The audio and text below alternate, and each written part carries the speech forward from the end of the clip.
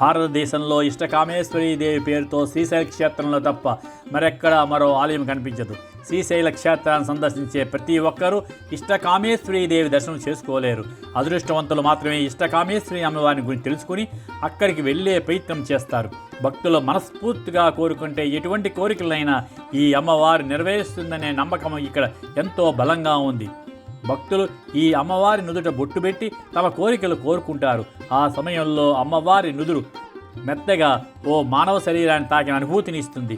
భక్తులు ఈ మహత్యాన్ని చూసి తన్మయత్వానికి లోనవుతారు. గుహలో ఉన్న ఈ ఆలయం చాలా పురాతనమైనది. ఈ అమ్మవారు స్వయంభూలింగంగా కొలవబడుతోంది. శ్రీదేవి చతుర్భుజాలను కలిగి ఉంటుంది.